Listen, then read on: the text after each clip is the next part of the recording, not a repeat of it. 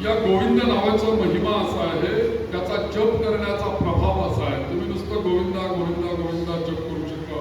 गोविंदाय नमः गोविंदाय नमः. मी ताप उतरण्याकरता तर गोविंदाय नमः सांगितलं, ते लक्षात ठेवा. तर तोही विधी मी तुम्हाला सांगितला. 1000 विष्णूंचे नाव आहेत आणि या संपूर्ण 1000 नावांमध्ये पूर्ण प्रभाव या विष्णूंचा काही नावांमध्ये आहे. संपूर्ण विष्णू शक्ती काही नावांमध्ये समावलेली आहे. सगळ्या नावांमध्ये विष्णू शक्ती आहेच, त्याबद्दल प्रश्न नाही. पण त्यातल्या साखरेच्या पाकामध्ये गुलाबजाम जर का टाकले, प्रत्येक गुलाबजामाला साखरेचा पाक लागलेला असतो, प्रत्येक गुलाबजाम गोड असतो. पण 2-4 गुलाबजाम जर का वाटीमध्ये आले तर खाताना आपल्या लक्षात येतं की एखाद्या गुलाबजाममध्ये खूप जास्ती चांगली साखर त्याच्यात मिसळलेली असते. बाकी सगळ्या गुलाबजाममध्ये साखर असते, पण एखादा गुलाबजाम असा येतो की त्याच्यामध्ये जास्ती साखर असते. तसं अनेक जरी विष्णूंचे नाव असली तर थोडे त्याचे अँगल बदलत सांगतो. तर एखाद्या गुलाबजामामध्ये जशी साखर असते तसं एखाद्या संपूर्ण सहस्रनामामध्ये काही विष्णूंचे नाव असे आहेत की त्याच्यामध्ये विष्णूंची पूर्ण शक्ती आहे. असं नाव जर का कुठलं असेल तर ते गोविंद आहे नाव. म्हणून काल मी जी 3 नावं सांगितली, अच्युताय नमः, अनंताय नमः, त्याच्यामध्ये सुद्धा नाव आलं गोविंदाय नमः. म्हणून स्वयंप्रभाव अशा नावांचा आहे. आणि अनेक प्रकारचे ऋषी मुनी साधक संत महात्म्य गृहस्थाश्रमी या गोविंद नावाचा अनेकांनी जप केलेला आहे. तुम्ही तिरुपती बालाजीला जर का गेलात तर तुम्हाला सगळीकडनं एकच शब्द ऐकायला येईल, गोविंदा गोविंदा गोविंदा, हे आपल्याला ऐकायला येईल. अनेक हजारो वर्ष या नावाचा जप झालेला आहे. आणि जर का या विष्णूंच्या मंत्रांच्या व्यतिरिक्त आपल्याला जर का सहस्रनाम म्हणणं शक्य नसेल तर केवळ असं एक नाव घ्यावं, गोविंद गोविंद असं नाव घ्यावं की जे आपल्याला संपूर्ण विष्णू सहस्रनामाच्या इतकं फल देऊ शकेल, असं हे नाव आहे. म्हणून त्याचा श्लोक लक्षात घ्या, म्हणजे तुमच्या लक्षात येईल काय काय मिळतं आपल्याला गोविंद जर का नाव म्हटलं तर. गोकोटिदानं ग्रहणेषु काशी. तुम्ही वाराणसी क्षेत्रामध्ये जर का ग्रहण काळामध्ये दान करावं असं आपल्याकडे सांगितलेलं आहे. ग्रहणाचं दान महत्वाचं आहे. तर अशा ग्रहणाच्या काळामध्ये तुम्ही वाराणसीला गेला गंगेच्या किनारी आणि त्या ठिकाणी 1 कोटी गोदान केलं गंगेच्या किनारी, तर त्याचं पुण्य किती मिळेल? ग्रहणामध्ये 1 कोटी दान केल्याचं पुण्य. बर, प्रयाग गंगा युत कल्पवास. प्रयागराजला कल्पवास केला तुम्ही, तिथे अनंत वर्ष राहून. यज्ञायुतम मेरु सुवर्ण दानम. अनेक हजारो यज्ञ केले, त्याचं पुण्य तुम्हाला मिळालं. सुवर्ण दानम, मेरुतुल्य सुंदर सुवर्ण तुम्ही दान केलं. एवढं सगळं जरी पुण्य तुम्ही मिळवलं आणि एक तराजू घेतला, तराजूमध्ये एका पारड्यामध्ये तुम्ही गोविंद नाव ठेवलं आणि एका पारड्यामध्ये 1 कोटी गोदानाचं पुण्य टाकलं, सुवर्णदानाचं पुण्य टाकलं, प्रयागराजच्या कल्पवासाचं पुण्य टाकलं, तरी सुद्धा गोविंद नावाचं पारड हे जडत राहील. त्याची तुलनाच कोणाची होऊ शकणार नाही. नामना कदापि न तुल्यम. या सगळ्या पुण्याची तुलना या गोविंद नावाशी होऊच शकत नाही. इतकं गोविंद नाव श्रेष्ठ. म्हणून गोविंद नावाचा प्रभाव एवढा फल देणारा आहे की त्याच्या समोर 1 कोटी दान, गोदान, काशीवास, प्रयागराज, कल्पवास, हजारो प्रकारचे यज्ञ, पिंडदान, या सगळ्या गोष्टी गोविंद नावाचा जप करणाऱ्या पुढे नगण्य आहे, असा हा श्लोक सांगतोय. आणि हा श्लोक पद्मपुराणामधला आहे. गोविंद नावाची महती सांगणार. पुढे सांगतात त्या गोविंद नावाचं महात्म्य. पापा नलस्यति तस्य या कुर्वन्तु भयं नरः गोविंद नाम मेधोधैर् नश्यते नीरबिन्दुभिः.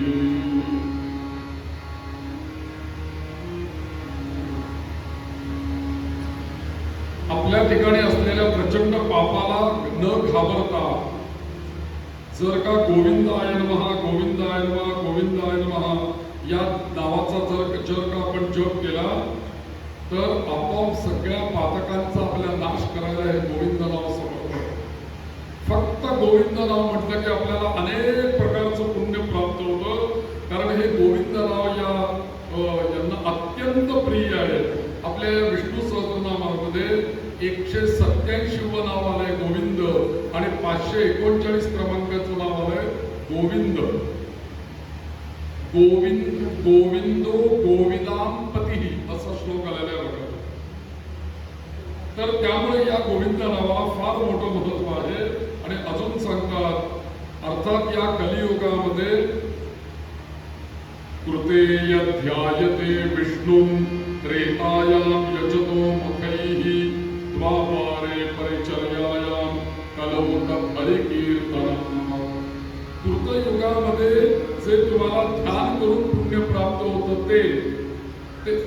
ते पुण्य तुम्हाला कृतयुगात ध्यान करून पुण्य प्राप्त होत होतं. त्रेतायुगामध्ये तुम्हाला अनेक प्रकारचे यज्ञयाग करून पुण्य प्राप्त होत होतं. द्वापर युगामध्ये हरीची पूजा करून तुम्हाला पुण्य प्राप्त होत होतं. आणि या कलियुगामध्ये हे सगळं पुण्य आपल्याला फक्त गोविंदाय नमः गोविंदाय नमः गोविंदाय नमः म्हणून पुण्य ते प्राप्त होतं. इतकं हे गोविंद नाव श्रेष्ठ आहे. आणि म्हणून या कलियुगामध्ये या गोविंद नावाला अत्यंत महत्व आहे. एक नाव आहे बघा विष्णूंचं जगन्नाथ. आपण म्हणतो ना विष्णू सहस्रनामाच्या पहिल्या प्रास्ताविकामध्ये आलाय बघा जगन्नाथस्य भूपते. जगन्नाथ म्हणजे या संपूर्ण पृथ्वीचा स्वामी जगन्नाथ विष्णू. आपल्याकडे जगन्नाथ पुरी आहे ओडिसामध्ये विष्णूंचं स्थान आहे ते. आणि त्या जगन्नाथाचा सुद्धा असंच या गोविंद नावासारखा जर का उच्चारण आपण केलं नसतं जगन्नाथ जगन्नाथ जगन्नाथ असं जरी या नावाचा उच्चार केला तर त्याचं महात्म्य असं सांगितलंय ब्रह्महत्या बालहत्या गवामहत्या तथैव च ता सर्वा विलयन्ति जगन्नाथस्य दर्शनात् जगन्नाथस्य कीर्तनात्. केवळ जगन्नाथ जगन्नाथ जगन्नाथ म्हटल्याने गोविंद गोविंद गोविंद म्हटल्याने अनेक प्रकारची पातकं तुमची नाहीशी होतात असे सामर्थ्य या गोविंद नावाला सांगितलेलं आहे. याच्या मागे एक छोटीशी कथा आहे. गोविंद नाव याला प्रिय काय एवढं. तर एकदा काय झालं की भगवान विष्णू आपल्या वैकुंठातनं निघाले आणि वैकुंठातनं निघाले आणि लक्ष्मीचं त्यांचं काहीतरी वाद झाला होता. ते लक्ष्मी कुठेतरी निघून गेली होती म्हणून त्या लक्ष्मीचा शोध करत करत करत ते या पृथ्वी तलावर आले. आणि पृथ्वी तलावर आले तर फिरता फिरता त्यांना भूक लागली तहान लागली म्हणून एका ऋषींच्या आश्रमामध्ये गेले. आणि त्या ऋषींच्याकडे भरपूर गायी होत्या. वेद शिकवायचे ऋषी आणि गायी भरपूर होत्या. म्हणून मग ते त्या विष्णू त्यांच्याकडे गेले आणि म्हणाले की मला भूक लागली आहे मला तहान लागली आहे तुमच्याकडे एवढ्या गायी आहेत एक गाय यातली मला द्या म्हणजे माझ्या रोज दुधाची समस्या संपेल मी ते दूध पेईन आणि माझं कार्य करत राहील. तर त्याच्यावरती ते म्हटले की तुम्ही माझ्या आता आश्रमामध्ये एकटे आलेले आहात. तुम्ही लक्ष्मीला कुठे घेऊन आलेला आहात. तुम्ही लक्ष्मी सहित माझ्याकडे या. मग तुम्ही जर का दाम्पत्य म्हणून जर का माझ्याकडे आला तर मी तुम्हाला गोदान करेन. एकट्याला गोदान घ्यायला परवानगी नाही. तुम्ही दाम्पत्य बनून या. मिळून पाहिजे मला. मग म्हटलं ठीक आहे मी शोधतोच लक्ष्मीला. नंतर लक्ष्मी त्यांना भेटली आणि लक्ष्मी आणि नारायण हे दोघेही जण त्या ऋषींच्या आश्रमामध्ये गेले आणि म्हणाले आता आम्ही येतोय. तर नेमकं त्यावेळेला काय झालं लक्ष्मी आणि नारायण त्या ऋषींच्या आश्रमात गेले नेमके ऋषी कुठेतरी स्नानाला संध्येला नदीवरती निघून गेलेले होते आणि आश्रमात विद्यार्थी बसलेले होते, त्यांचे चेले सगळे. आणि नारायण आणि विष्णू लक्ष्मी दोघं जण उभे राहिले आणि म्हणाले, आम्ही ऋषींनी मला सांगितलंय गोदान तुम्ही करणार आहात, म्हणून मी गाय न्यायला आलोय, मला गाय द्या, मला गाय पाहिजे. आता आम्ही दोघं जण आलोय त्यांच्या अटीप्रमाणे, त्या आता गोदान. तर ते बिचारे विद्यार्थी म्हणाले की आम्हाला नाही देता येणार, कारण गुरुजी नाही आहेत, आमचा तो अधिकार नाही. गुरुजींनी सांगितलं, गुरुजी कुठे आहे? ते म्हणाले, अरे मी जगन्नाथ आहे, मी जगन्नियंता आहे, मी जगदाधीश आहे, मी महाविष्णू आहे, या सगळ्याचं पालन करता मी आहे, मला तू नाही म्हणतोस गोदान देत नाही. तो म्हटला, तुम्ही जगाचे पालनहार असा, जगदाधीश असा, जगन्नाथ असा, नाही तर कोणी असा, आमच्या या आश्रमाचे जगन्नाथ आमचे गुरुचे आहेत. ते जर का इथे आले आणि त्यांनी सांगितलं की यांना गाय द्या तर आम्ही देऊ, नाही तर अजिबात नाही, इथे तुम्हाला गाय मिळणार नाही.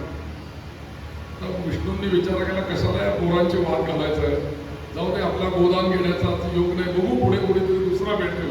म्हणून लक्ष्मीचा आपला हात धरला, तिथून निघाले बाहेर पडले आणि निघाले दक्षिणेकडे जायला लागले. आणि थोड्या वेळात ते ऋषी आंघोळ वगैरे करून स्नान संध्या करून आश्रमामध्ये आले आणि आल्याबरोबर त्या मुलांनी सांगितलं, अहो ते कोणी जगन्नाथ आले होते आता लक्ष्मीला घेऊन, आणि तुम्ही काय त्यांना म्हणे सांगितलं होतं गाय दान द्यायची म्हणून, ते गाय मागत होते. अरे अरे अरे म्हटले, तुम्ही काही दिलं नाही का त्यांना? थांबा थांबा म्हणे, कुठे गेले ते? मुलांनी दाखवलं, ते दक्षिणेकडे गेले. ऋषींनी हातातलं सगळं जे काही होतं ते टाकलं आणि ऋषी पळत निघाले. नारायण साक्षात लक्ष्मी आणि नारायण दान मागण्याकरता माझ्या घरामध्ये आले आणि ते दान काही न देता निघाले आणि परत गेले. ऋषी म्हणले, नाही त्यांना गाठणार मी आणि काहीतरी आता त्यांना मला तर द्यायला पाहिजे, म्हणून ते पळत पळत धावत पळत त्या दक्षिणेच्या दिशेने निघाले. आणि मग त्यांनी या लक्ष्मी आणि नारायणांना गाठलं, त्यांची क्षमा मागितली आणि ते म्हटले, आता मी तुझ्या परत आश्रमामध्ये येणार नाही. आता म्हणे, तू मला जिथे गाठलंयस तिथेच मी लक्ष्मीला घेऊन राहील आणि लक्ष्मीला मी माझ्या जवळ पण ठेवणार नाही. मी या पर्वतावर राहील, लक्ष्मी खाली राहील, पण मला रोजच्या दुधाची व्यवस्था तू करायची. आणि मग ते धावत पळताना तेलुगू भाषेमध्ये गो म्हणजे गाय, इंदू म्हणजे गाय घेण्याकरता या, गोइंदू गोइंदू असं ते तेलुगू भाषेमध्ये होतं. तशी त्यांनी हाक मारली आणि तेवढ्यात इंदू असा ते उच्चार करत होते आणि म्हटले की तुझ्या हाकेला मी ओ दिली आणि थांबलो, याचं कारण एकच आहे ऋषी, लक्षात ठेव, तू गोविंद गोविंद हे जे माझं सगळ्यात प्रिय नाव आहे त्याचा तू उच्चार केल्यामुळे तुझ्यासाठी मी थांबलेलो आहे. इथे या गोविंद नावामुळे मी इथे थांबलो, तू माझ्या दुधाची व्यवस्था कर. आणि आज जे तिरुपती बालाजीचं मंदिर आपण बघतो की नाही, ते साक्षात गोविंद आहे. आणि आजही या तिरुपती बालाजीला गाईच्या दुधाचा रोज नित्य अभिषेक होतो, कारण ते दूध मागण्याकरता जे ऋषी मुनींकडे आलेले होते आणि ते गाय दान मागत होते. ही सगळी कथा. म्हणून गोविंद हे जे काही नाव आहे, या नावाचा प्रभाव हा कोणी जाणूच शकत नाही. या गोविंद नावाचं ऋण या भगवंतानी आपल्यावरती ठेवलेलं आहे. आणि गोविंद विष्णू असं म्हणतात, मी या गोविंद नावाचं ऋण एवढं झालंय माझ्यावरती की त्याच्यातनं मी उतारही होऊच शकत नाही. कारण का, द्रौपदीचं ज्या वेळेला वस्त्रहरण झालं त्यावेळेला तिने सगळ्यांकडे पाहिलं सभेमध्ये की या दुष्टांपासून कोण मला वाचवेल. भीष्माचार्य तिथे होते, पांडव होते, सगळंच होते, पण कोणीच तिला वाचवायला पुढे आला नाही. शेवटी तिने आर्ततेने त्या द्रौपदीने एकच हात मारली, गोविंदा. ज्या वेळेला त्या द्रौपदीने गोविंदा गोविंदा गोविंदा हाक मारायला सुरुवात केली, त्यावेळेला भगवंताने स्वतःच्या लीलेने तिला वस्त्र पुरवले. म्हणून गो या शब्दाचा अर्थ गायी, आणि त्या गायींना जो सांभाळणारा, गायींना जो प्रिय असणारा, गायींच्या सहवासामध्ये जो रमणारा, त्याला काय म्हणायचं, गोविंद असं म्हणायचं. दुसरा एक अर्थ असा सांगितलाय आपल्याकडे की गो म्हणजे ही सगळी इंद्रिय रूपी शरीर, हे जे शरीर आहे, हे गो म्हणजे इंद्रिय, आणि या सगळ्या शरीराला सांभाळणारा जो कोणी आहे, या शरीरात बसणारा तो कोण आहे, तर तो गोविंद आहे. म्हणून गोविंद या नावाला असंही महत्व आहे. म्हणून विष्णू सहस्रनामामध्ये बघा आलाय अर्थ गोविंदो गोविदाम पती असा आलाय ना त्याच्यामध्ये. तर त्याच्यामध्ये हाही अर्थ आहे की गोविंद या नावाचा अर्थ असाही आहे. म्हणून अच्युत, अनंत आणि गोविंद या 3 नावांमध्ये हे गोविंद नाव आहे. आणि गोविंद हे नाव लक्ष्मीमुळेच, या लक्ष्मीच्या सहवासामुळेच किंवा लक्ष्मीनी लीला केल्यामुळे गोविंद हे नाव त्यांना प्राप्त झालं, किंवा ती गायीची कथा किंवा गोविंदांना इथे स्थिर राहायला मिळालं. म्हणून या लक्ष्मी सहित नारायण. म्हणून सगळ्यांनी गोविंद गोविंद हे म्हणायला पाहिजे, नाव त्याचं स्मरण केलं पाहिजे, पण ते लक्ष्मी बरोबर करावं. त्या लक्ष्मीचं एक स्मरण करूया.